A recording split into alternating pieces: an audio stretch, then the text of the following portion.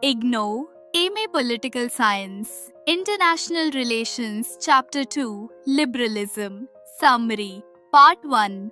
Liberalism in international relations is a theoretical approach that emphasizes the potential for cooperation, the role of international institutions, the importance of human rights, and the belief in the possibility of progress in the international system.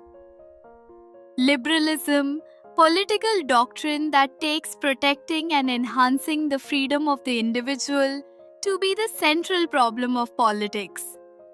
Liberals typically believe that government is necessary to protect individuals from being harmed by others.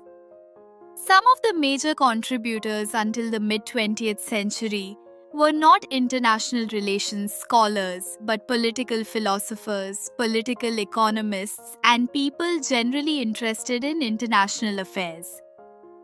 For example, John Locke, widely considered the first liberal thinker of the 17th century, saw a great potential for human progress in modern civil society and capitalist economy, both of which he believed could flourish in states that guaranteed individual liberty. Unlike the realists, the liberals have enormous belief in human progress. Liberals reject the realist notion that war is the natural condition of world politics. They also question the idea that the state is the main actor on the world political stage, although they do not deny that it is important. But they do see multinational corporations, transnational actors such as terrorist groups, and international organizations as central actors in some issue areas of world politics. In relations between states, liberals stress the possibilities for cooperation. The picture of world politics that results from the liberal view, thus, is of a complex system of bargaining between many different types of actors. Military force is still important, but the liberal agenda is not as restricted as is the realist one. Liberals see national interest in much more than military terms and stress the importance of economic, environmental, and technological issues.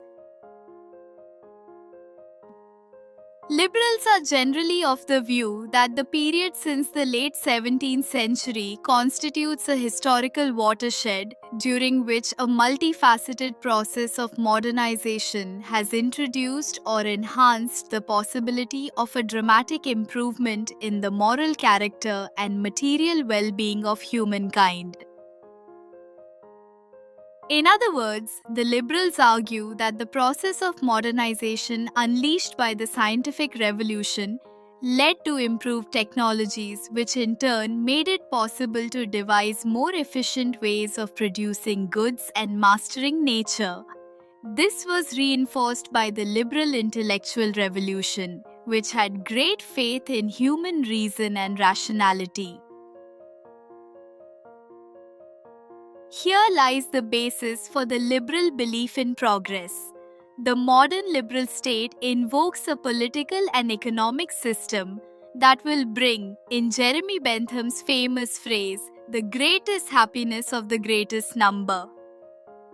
Progress for liberals has always meant progress for individuals.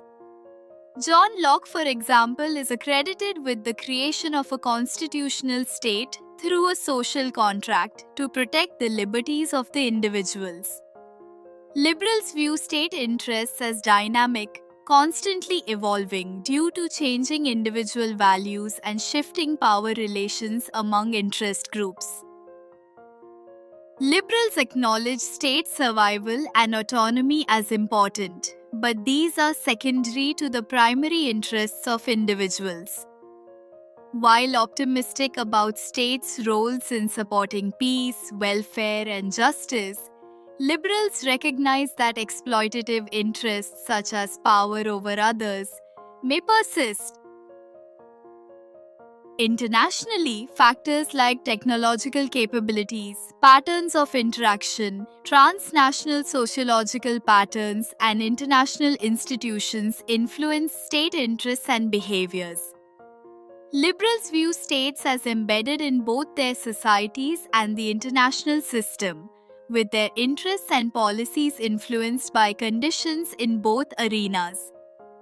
There is a difference between realists and liberals regarding institutions and political hierarchy in the international system.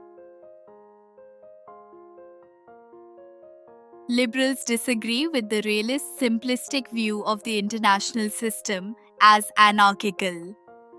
Liberals argue that international institutions have a wide influence and should be integrated into any understanding of the international system. Liberals believe that cooperation among states is possible without resorting to coercion, supported by the growth of liberal democracies, interdependencies, and international institutions. Unlike realists, who argue that a hegemonic power is required for cooperation, liberals maintain that cooperation can be achieved through non-coercive bargaining based on mutual interests. Next part we will discuss in next video. Thank you.